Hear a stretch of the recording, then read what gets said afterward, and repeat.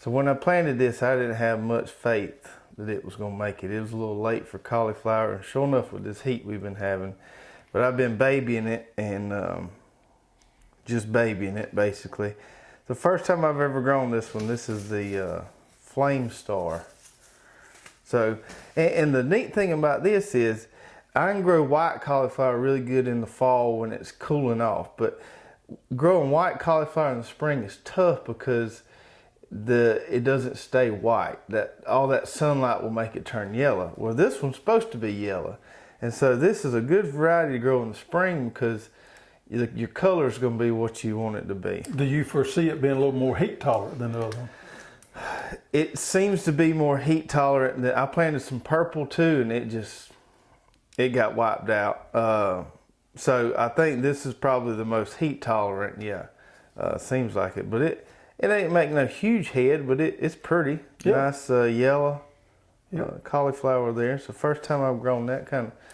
Should be some good eating there. Quite a feat to grow it in the kind of weather we've had here recently with the heat and humidity we've had. Well, that drip irrigation, you can do wonders for your garden. Yep. Let's say hey to everybody. Hello everyone, and welcome to the Row by Row Garden Show. I'm Travis. And I'm Greg. And we're excited to have you with us tonight. We've got a really good show planned talking about warm season cover crops, which is time to start getting those in the ground. So we're going to cover all of our bases there and kind of give you some recommendations on maybe what would work well for you. But before we get there, man, it's been hot. Hot and dry, humidity's been up. We've set a record here where we live this last week. Now I know the folks up north and out west are not having the type of weather we've had, but we've had very unusual weather down here in the southeastern United States. It's causing a lot of havoc, it's causing a lot of problems we hadn't seen in a long time. So, if things don't change, and we think we're going to need a break here before long, but if things don't change, it's going to make for an interesting short garden season down here when the plants start maturing. Yeah, it started getting real hot probably, I don't know, 5 or 6 days ago. And the first couple of days, I will admit, I had a hard time adjusting to it. It was just kind of suffocating. I've gotten kind of acclimated to it by now. On Memorial Day, we actually had a little cloud cover. It was 98 degrees outside, but it wasn't as bad as it was that Sunday when it was about 103 out there. We've had 2 days over 100 degrees here, and it's before this is in May, which is very unusual. Plants are not getting acclimated. It's really, boy, it's tough on these plants. I've seen a lot more leaf roll in tomatoes than we have in the past. We've had people email us. We've had people on our group, Row by Row, talking about these. Normally, when you see these leaf curls on tomatoes, we contribute to two things: insect problems or herbicide damage. There's also a different problem where the plant gets stressed up, and those lower leaves, I've even seen the complete plant, but most of the time it's the lower leaves will get that curl up. And it's just from stress. Right. And I've got my tomatoes, my winter squash, and my cucumbers all on drip. But it got to a point there where it didn't matter how much I run the drip, those leaves just need to cool off. And I don't like to do it, but I had to do it. I had to put the overhead sprinkler on my winter squash and my tomatoes. Yep.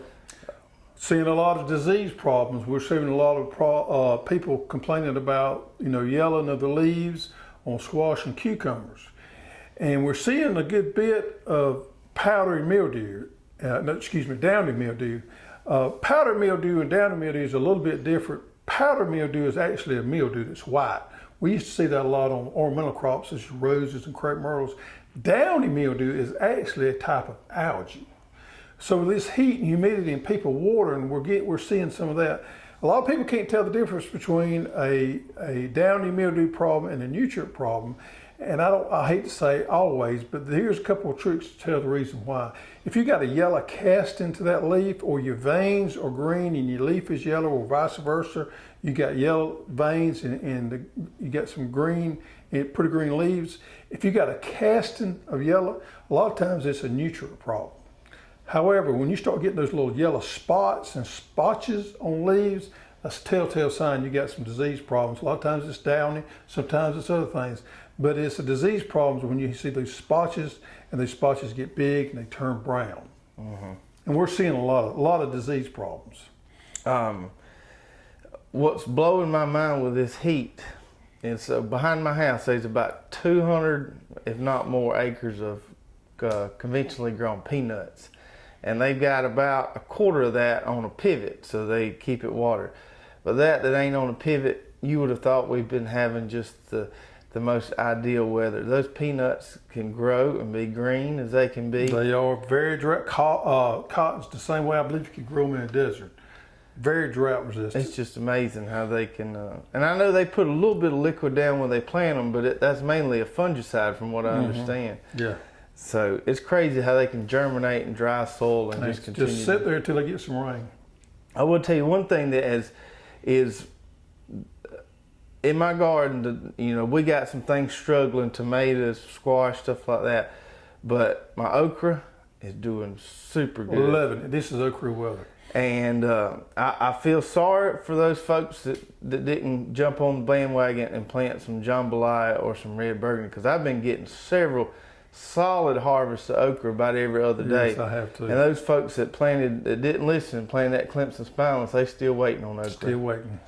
We done been eating okra. Been eating okra, yeah, plenty of it.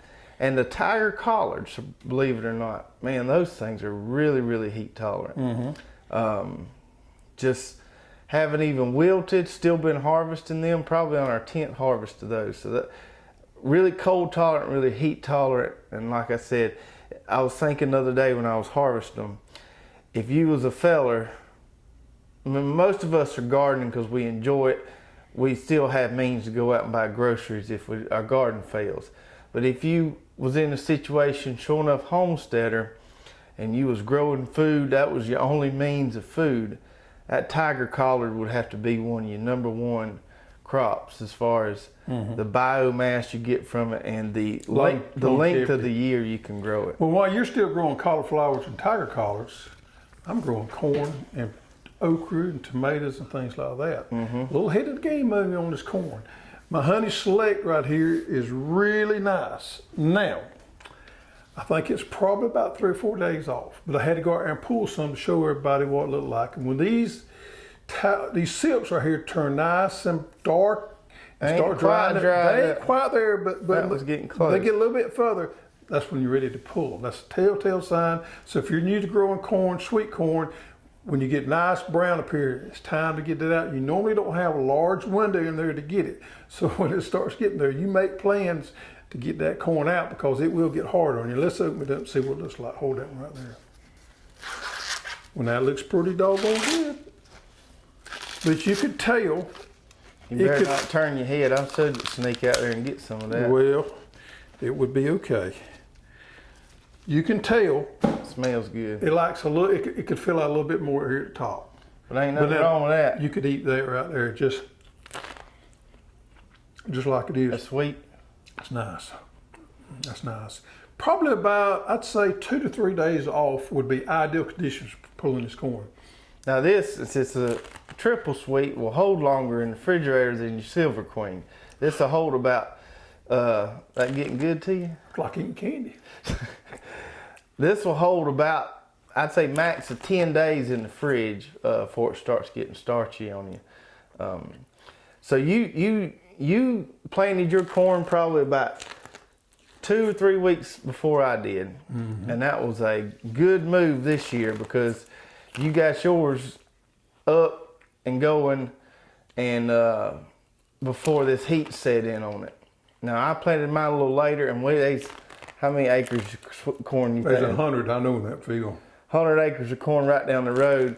And mine and theirs ain't gonna make it to about titty high. Yeah, my stalks is on up there above head high, so I made a good corn crop. But that heat just got in on this later corn, and it'll still make and still tassel and silk and everything. It just ain't gonna get as tall. I had a little bit of a worm problem with mine, got about waist high, so I went there and sprayed it with some spinosad, and I think I pretty much knocked them out. Don't look like a worm's touch, that one. But now if I do find a worm or two in there, we're gonna cut it out and eat the cob. The worms don't bother us a whole lot. Like you city folks out there, if you see one and you just want to throw the whole thing away, well, that's a no-no. You just cut that worm out and wash the rest of it and it's good. Yeah, don't worm bother us one Well, bit. if a worm won't eat it, you don't need to be eating it either. Think about it that way. That's right. That's right. That does look pretty good. I'm Man. about through. You about through? I can Have make you a mix cooked with that. any yet? Or that's Not the of first this. time? This is the first I poured. So that was a first time This is trying it. Honey Select on the show. Nice yellow ear there. It's not a bicolor. Nice yellow ear. And I'll tell you, folks, it's really sweet. Well, good. I might, after I sample some, that might be my fall go-to right there. I might try it this fall, depending on how I like this. Incredible.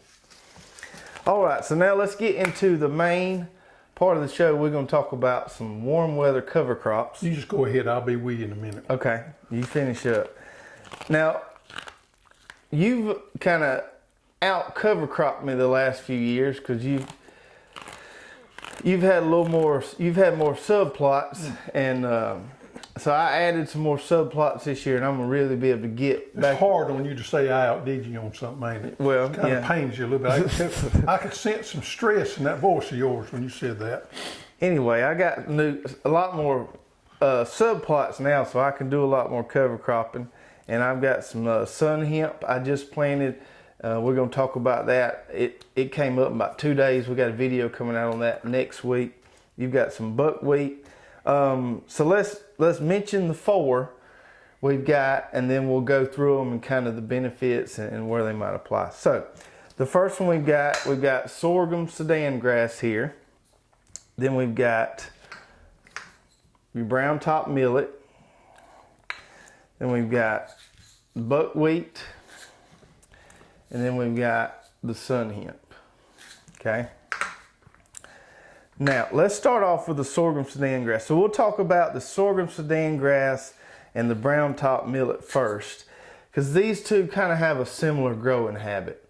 They look fairly similar. They're both really big biomass producers, so forth. So starting off with the sorghum Sudan grass, The reason, interrupt you here just a minute, the reason they are classified together is because they are both considered monocots. right, they look a lot like corn. They look like corn. They're in the grass family. They have vertical veins in the leaves and they go upwards. Now, a monocot, which is these, have a more fibrous root system than dicots. And dicots would be your sun hemp and your, no, excuse me. Yeah. Sun hemp is a sun Hemp's a legume, so it would yes, be a dicot. But the buckwheat is a monocot. The buckwheat has more of a taproot, and I'll show you that in a minute. But these have a very, very dense fibrous, just like grass does. If you pull grass up and see how fibrous it is, both of these have that real fibrous root system. So just to clarify there, monocots have a fibrous root system. Dicots have a taproot system. That's right. Okay, Monocots fibrous, dicots taproot. that's right. So Okay. these are monocots, so they have the fibers. Right.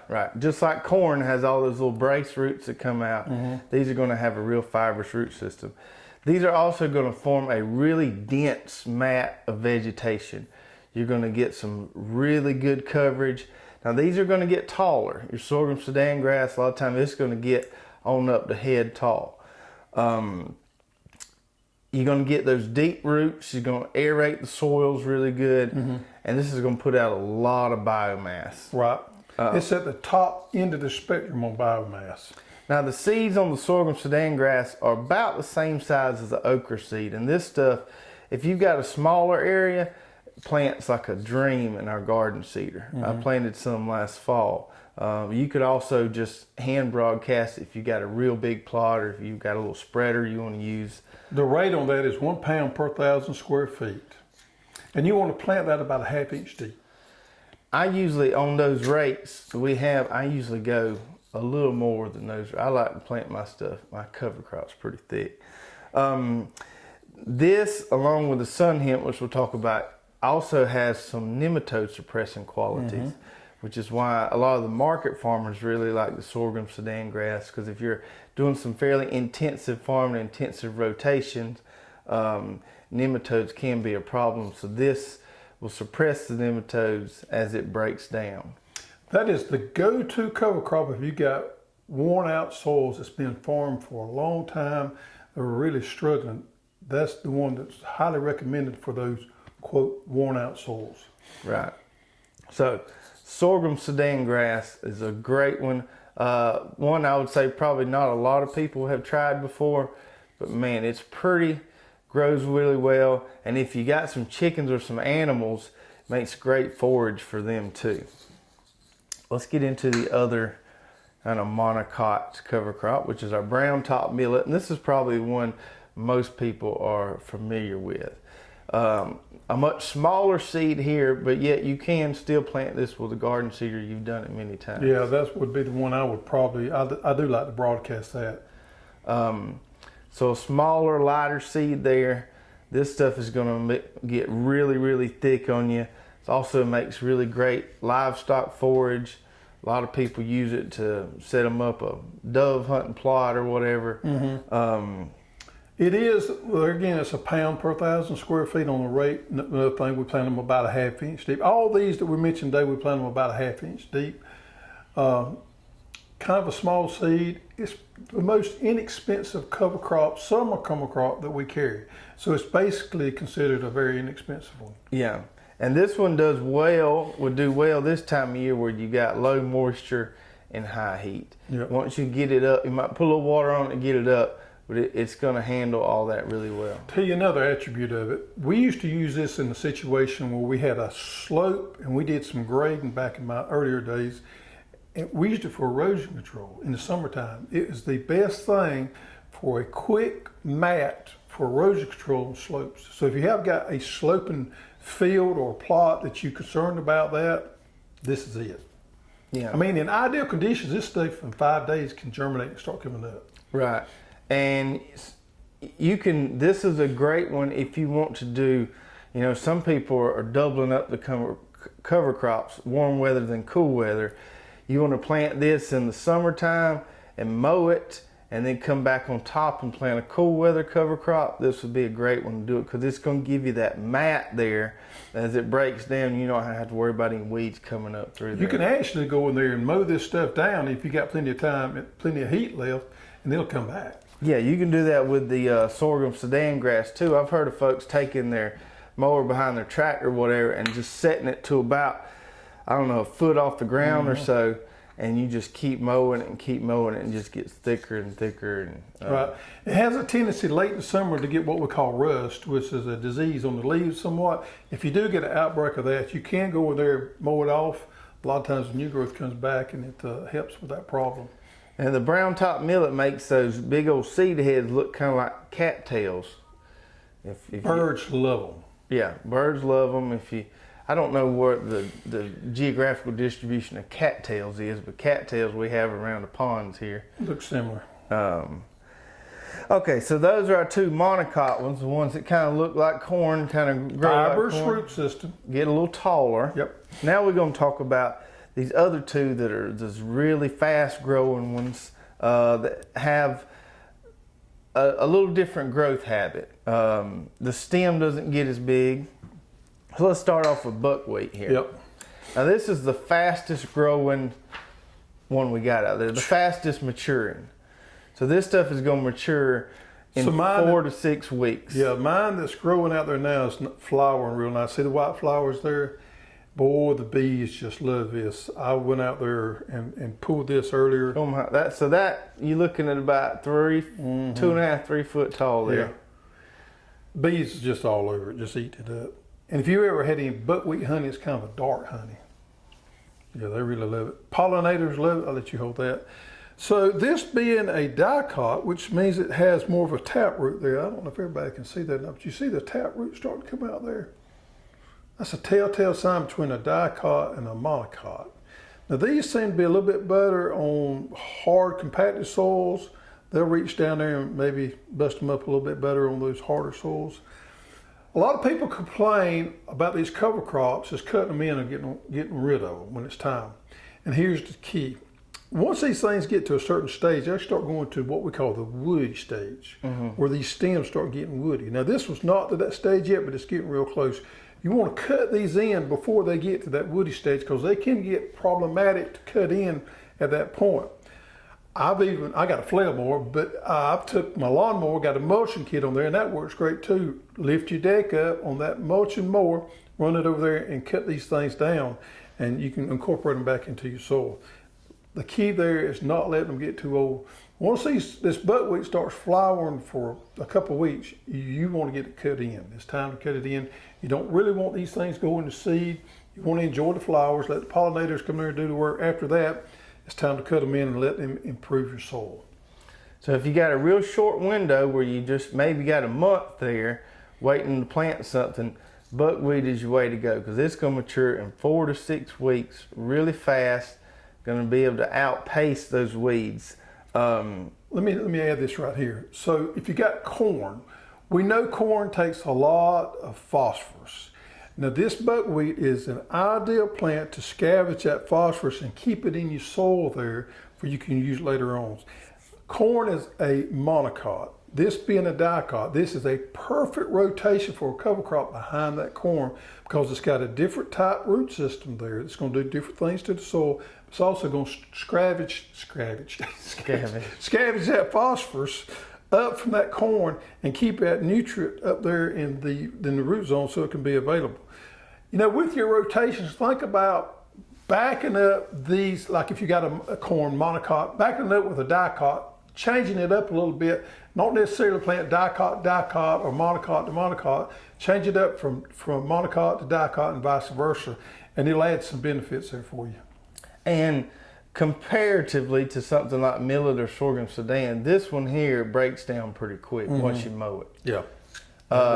And it's another good one because it's fast. It's going to help break some of those pest and disease cycles. I don't think it's going to add quite the amount of biomass as others does, but you got the flowers for the pollinators. Right. Each one of these has got particular benefits that the other one may not have. That's right. That's right.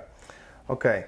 So buckwheat there, and then the last one we want to talk about here is the sun hemp, which is probably the least, I won't say least popular, but the least known. And like we got a video coming out with this next week. This stuff here, folks, I got it up in 2 days. Yeah, I grew up years ago. It's some good stuff. You know, now I put the water to it, but it germinated in 2 days. It's the only cover crop that's a legume that we consider a cover crop that you can grow in the summertime. Right. So it's a legume. It's related to peas, peanuts. It's a nitrogen fixer. So it's going to, you know, get that atmospheric nitrogen and put it in your soil. Now these have a little disc-shaped seed. They almost look like a little bitty pea, don't they? And you can plant these with a garden cedar as well. Now, I broadcasted mine, but they work great in the garden cedar. These are pretty fast growing too, not quite as fast as the buckwheat. You're looking at about 8 weeks on this. This makes a yellow flower. It does. And obviously you want to get it mowed or whatever before it goes to seed. It's originated in India, and it's not been around for that long that I know of. I mean, I started hearing about it a few years ago, but it's definitely not been around as much as a cover crop as some of these others here. It's great to work into your rotation there. It is a dicot, so you can follow up behind those monocots with some of this right here to help. Same thing with the buckwheat, scavenge some of those nutrients and bring them out corn. This would be another one. Now, I've read online where a lot of people are taking a lot of these monocots and the dicots, such as the millet and the sun hemp, and all these and mixing them together and making a cocktail out of them. I've never done that. You've done a winter cocktail. I've done a winter cocktail. I've not done a cocktail on this, and I tell you the reason I don't, because some of these grow a little faster than others, and I was scared some of them might shade out some of the others. That's the reason I hadn't done that. So I normally just plant them by themselves. The sun hemp as well is noted. There's a lot of research out there that says that this works really well on over-farmed areas. Sandy soils. It loves sandy soils. That are nutrient poor, that you just been farming the fire of, and I got a couple spots like that, that this can help restore it. And so my plan is, and you have to watch this video to get the whole story, I'm going to plant this, and I'm going to follow it up with some fall corn. So, that's a good idea. That's a good because it's a nitrogen fixer. It's going to help restore that area, and I'm going to follow it up with some fall corn. I bought me to mow my paths between my new dream garden, I bought me a little walk behind, a push mower with a mulching deck on it. And I'm thinking I'm going to be able to come behind there once this gets up, knee, waist high. I'm going to mow that down, leave all that vegetation where it is, not blow it all over the place. I'm going to mow it down, and then I think I'm going to try the tarp thing. Because once this gets ready, I'm still probably going to be about 3 weeks out before it's time to plant corn. So I'm going to throw that tarp on it, and we're going to give it a try. But I think it's going to work really good. We've had some people, I've not used the tarp system, but we've had some people on our row by row Well, Tom Matthews swears by it. that have took these cover crops and used the tarp to incorporate them back into the soil, let them decompose underneath that. So that's definitely a method that we need to look at. And the last thing to mention about the sun hemp, in addition to the sorghum Sudan grass, this one suppresses nematodes as well. Mm-hmm. It's probably the most expensive summer crop seed that we sell. However, the seeding rate on this is 1.5 pounds per 1,000 square feet. So if you look at it at a cost per 1,000 square feet, it's not that bad. Now, on my plot that was a little over 1,000 square feet, I went ahead and put 5 pounds out there because I was strolling it, and it just got a little trigger happy with it. But I got 1.5 is enough. I can tell you that. I've done it at exact rates before, and that's good if you can get it even. I got it planted pretty thick. So hot and dry. The hotter and drier it is, the better it likes it. So nitrogen fixer and nematode control. You got your mustard in the cool weather that's going to give you some nematode control with this, and the sorghum will give you some warm weather nematode control. So wherever you're trying to, now the common weeds we have in gardens, which is pigweed, Johnson grass, and crabgrass. That's probably the 3 most common. Every one of these will outgrow those weeds and shade them out and break that cycle. So beyond those attributes that we've just mentioned today, whether it be soil building, nematode suppression, erosion control, and all those, it breaks those weed cycles too. Beyond that, help you reduce that weed seed bank. All right. If you have any more questions about any of those warm season cover crops, or maybe some other ones you've thought about out there, put those in the comments, and we'll be glad to get to them. We've got a few questions from last week's show that we want to cover. Let me read the first one there. Okay. And that's Kathy Galbraith. Galbraith. Maybe that's how you say it. How long will your dry storage vegetables keep? So last week we talked about our storage rack underneath the barn and putting our dry stuff on there. We had a lot of people ask putting carrots on there. We put carrots in the refrigerator. They don't go on the storage rack, at least down here in this part of the world. Things like taters. I found that the red taters probably keep the shortest amount of time. Those yellow taters like the Yukon Golds and the Butterballs, sometimes I can get up to 6 months out of them if we don't get too crazy humid. Your onions, your Texas Legends, your white to yellow onions, a lot of times you can get 4 months out of those, easily 5 months. Your red onions aren't going to keep quite as long. You're looking at probably a couple months on those. I got some sweet potatoes and some winter squash, some Seminole pumpkins that have lasted about a year. Yeah, Seminole pumpkins will last a long, long time.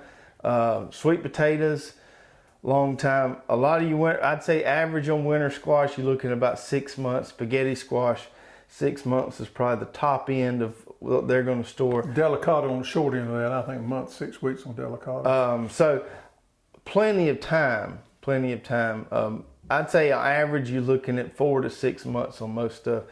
If you keep them in a nice aerated area and out of the sunlight. Yeah, the conditions you store them in makes a big difference about how long you can get it out of it. So invest in that storage area there and put them in the right spot, and it'll pay off. That's right. And then our last question here is from David Byrne, and he says, is it okay to transplant sweet corn? David, if you'd asked me that question 10 years ago, I would have told you no. But I've changed my mind. I've seen it done. I've done it myself, and it works fine. We did it a couple of years at a garden we had down at the expo. Had some of the best corn we ever had, and it was a fall crop. So, yeah, it works. It's a little bit harder to do than some of your other crops. Okra, some of your other things like tomatoes and peppers are more conducive to transplanting. Corn will. It's generally considered a low-value crop. It comes up well, and we normally don't have any problem seeding it in. But go for it. If it works for your system and you need to do it, it will work. It is more time-consuming. It is more time-consuming. But if you're conserving seed, if you're trying to win a weed race or whatever, definitely something to consider. If you got a little small plot, you know, might be the way to go. Yep. Sometimes I'm wrong, and sometimes I figure out I'm wrong, and I change my mind. Well, it's good to know that you've evolved over the years. I used to say you couldn't transplant squash. There's probably 50-acre field right across the road from us right now. They transplanted squash over, and they're doing well. Yeah. It just goes to show you, conventional wisdom sometimes it's not necessarily the truth. We may think it is, and we've been taught that always, but it's not necessarily the truth. And I have this happen from time to time when I'm answering comments on YouTube. Somebody will dig way back in the archives and say, well, in this video you said this, but on the show the other night you said this. So if you see something on an old video, don't always hold it against us, because we are liable to change our minds. Yes, we are. So, just as soon, I'll say this and we'll close. Just as soon as and I learned this a long time ago, I never say never, because I'm always proven wrong. Don't say what you if ain't gonna do. Anybody has ever got a problem and I say, well, this never happens, well, sure enough, it's going to happen. So I always say, this is probably the case.